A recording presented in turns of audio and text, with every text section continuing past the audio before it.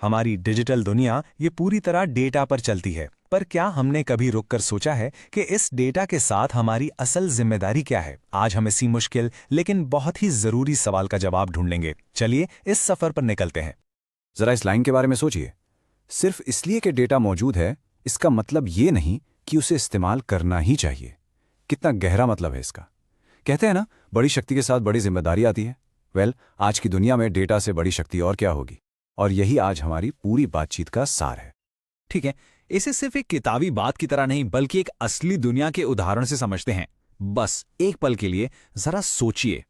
मान लीजिए आप एक बहुत बड़े स्टोर के लिए डेटा देख रहे हैं। अचानक आपको एक पैटर्न दिखता है। जो टीनेज लड़कियां कुछ खास तरह के प्रोडक्ट्स खरीद रही हैं, बहुत मुमकिन है कि वो प्रेग्नेंट हैं। अब आप क्या करेंगे? ये एक बहुत ही बड़ी नैतिक दुविधा है ना? क्या आप इस जानकारी का फायदा उठाकर उन्हें बच्चों के सामान के विज्ञापन भेजना शुरू कर देंगे, या फिर आप इस बेहद बेहद निजी जानकारी को सुरक्षित रखेंगे, ये जानते हुए कि शायद उनके घरवालों को भी ये बात अभी तक पता नहीं है? और पता है क्या, ये कोई मनगढ़ंत कहानी नहीं है, ये सच में हुआ था। अमेरिका के एक बहुत बड़े स्टोर टारगेट ने बिल्कुल यही किया। उन्होंने एक टीनेज लड़की के घर बच्चों के सामान के कूपन्स भेज दिए। जरा सोचिए उसके पिता का क्या रिएक्शन हुआ होगा। वो गुस्से से लाल पीले होकर स्टोर मैनेजर के पास पहुंचे और चिल्लाने लगे, तुम लोग मेरी बेटी को प्रेग्नेंट होने के लिए उकसा रहे हो क्या? लेकिन कुछ हफ्तों बाद उसी पिता ने वापस फोन किया माफी मांगने के लिए। स्टोर का डेटा, उनका अनुमान सही था। तो डेटा तो सही था, पर क्या ये करना सही था? यही तो असली सवाल है। और ये एक अकेली घटना नहीं है, ये हमें सीधे डेटा की दुनिया के एक ऐसे मैदान में ले जाती है जो बारूदी सुरंगों से भरा है। एक नैतिक माइनफील्ड। यहां हर कदम सोच समझ कर रखना पड़ता है, और इसमें दो सबसे बड़े खतरे हैं। पहला, हमारी प्राइवेसी यानी निजता का सवाल, और दूसरा, पक्षपात का जाल।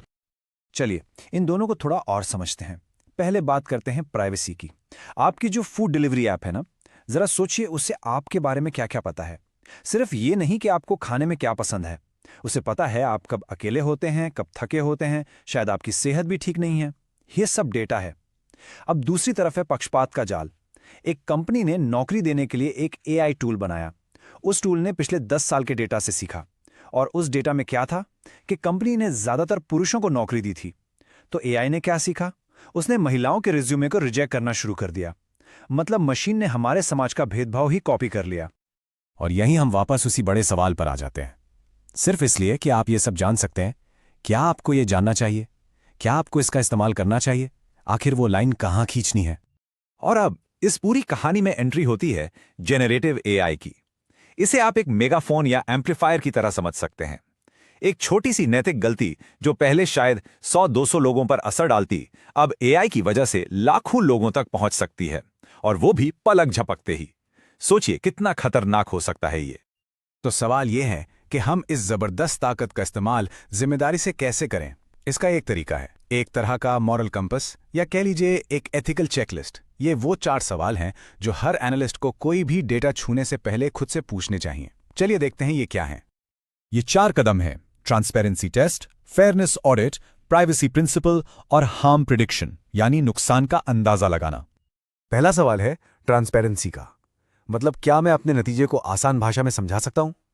अगर आपका एआई एक ब्लैक बॉक्स है, मतलब आपको ये तो पता है कि उसमें क्या डेटा डाला और क्या नतीजा निकला, पर बीच में ये हुआ कैसे ये आप खुद नहीं जानते, तो भाई ऐसे टूल को लोगों की जिंदगी से जुड़े फैसले लेने के लिए बहुत बहुत खतरनाक है।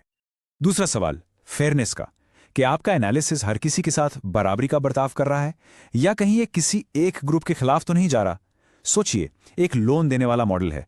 अगर वो एक जैसी कमाई और क्रेडिट स्कोर होने के बावजूद मर्दों के मुकाबले औरतों के लोन ज्यादा रिजेक्ट कर रहा है, तो इसका सीधा मतलब है कि वो बस पुराने डेटा में छिपे भेदभाव को ही आगे बढ़ा रहा है।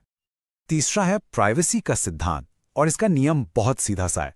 लोगों के डेटा को ऐसे ट्रीट करो जैसे वो आपके अपने परिवार का डेटा हो। क्या आप चाहेंगे कि आपके परिवार की निजी जानकारी कहीं भी इस्तेमाल हो? नहीं ना? तो बस डेटा को गुमनाम रखो। सिर्फ उतना ही डेटा लो जितनी की सच में जरूरत है, और काम खत्म होते ही उसे डिलीट कर दो। सिंपल। और चौथा और बहुत जरूरी सवाल, इससे क्या नुकसान हो सकता है? एक जिम्मेदार एनालिस्ट सिर्फ पैटर्न नहीं ढूंढता, वो ये भी सोचता है कि इन पैटर्न्स का गलत इस्तेमाल कैसे हो सकता है। क्या आपके बनाए मॉडल से कोई कंपनी कुछ ग्राहकों से ज्यादा दाम वसूल सकती है? क्या आपकी बनाई निगरानी प्रणाली ऑफिस में भरोसे की जगह डर का माहौल बना सकती है? ये सब पहले सोचना, यही तो जिम्मेदारी है। तो ये 4 स्टेप की चेकलिस्ट एक बहुत अच्छी शुरुआत है, लेकिन अब हमें खास तौर पर जेनरेटिव एआई की बात करनी होगी, क्योंकि सच कहूं तो ये पूरे खेल को ही बदल रहा है और अपने साथ कुछ नई और बहुत ही गंभीर चुनौतियां लेकर आ रहा है। इसमें 3 बड़ी दिक्कतें हैं जिन पर नजर रखनी है। पहली, एआई हेलुसिनेशन, मतलब एआई कभी-कभी पूरे कॉन्फिडेंस के साथ मनगढ़ंत बातें बना सकता है, झूठे फैक्ट्स बता सकता है। तो आपकी जिम्मेदारी है कि हर चीज को डबल चेक करें। दूसरी दिक्कत है पक्षपात का बढ़ना। एआई कहां से सीखता है? इंटरनेट से, और इंटरनेट पर जो भी अच्छा, बुरा, भेदभाव, नफरत है वो सब भी सीख लेता है। और तीसरी और शायद सबसे बड़ी चुनौती, नौकरियों का क्या होगा? जब एआई हमारा काम ज्यादा अच्छे से और तेजी से करने लगेगा तो उन इंसानों का क्या होगा जो वो काम कर रहे थे? इस मानवीय पहलू के बारे में सोचना भी एक जिम्मेदारी है। तो आखिर में बात घूम फिरकर एक ही जगह आती है। देखिए, टेक्नोलॉजी, चाहे वो एआई हो या कुछ और, वो बस एक औजार है। अपने आप में ना तो वो अच्छी है ना बुरी। उसे अच्छा या बुरा हम बनाते हैं, हम इंसान। आखिरी फैसला हमेशा उसे इस्तेमाल करने वाले का ही होता है। इसे समझने का सबसे अच्छा तरीका है एक चाकू का उदाहरण। एक चाकू से आप सब्जी भी काट सकते हैं और किसी को चोट भी पहुंचा सकते हैं। चाकू का दोष नहीं है, फैसला उसे पकड़ने वाले का है। डेटा और एआई भी बिल्कुल उसी चाकू की तरह हैं। तो अब हर एनालिस्ट के सामने 2 रास्ते होते हैं। एक है फास्ट एनालिस्ट का रास्ता, जिसे बस नतीजों से मतलब है, स्पीड से मतलब है, नैतिकता उसके लिए बस एक रुकावट है। और दूसरा रास्ता है रिस्पॉन्सिबल एनालिस्ट का, जो ये समझता है कि आप मंजिल तक कैसे पहुंचे ये उतना ही जरूरी है जितनी की मंजिल खुद। हाँ, ये रास्ता मुश्किल जरूर है, लेकिन यही सही रास्ता है।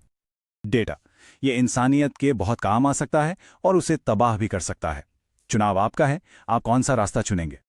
हाँ, एक जिम्मेदार एनालिस्ट बनना आसान नहीं है। इसमें मेहनत ज्यादा लगती है, सवाल ज्यादा पूछने पड़ते हैं और हिम्मत भी ज्यादा चाहिए। लेकिन एक बात याद रखिएगा, आज की इस दुनिया में जहां हमारा हर एक क्लिक, हर एक लाइक ट्रैक हो रहा है, भरोसा ही सबसे बड़ी करेंसी है। और आने वाला कल, भविष्य उन्हीं लोगों का है जिन पर भरोसा किया जा सकता है, जो इस भरोसे को कमाते हैं और निभाते हैं।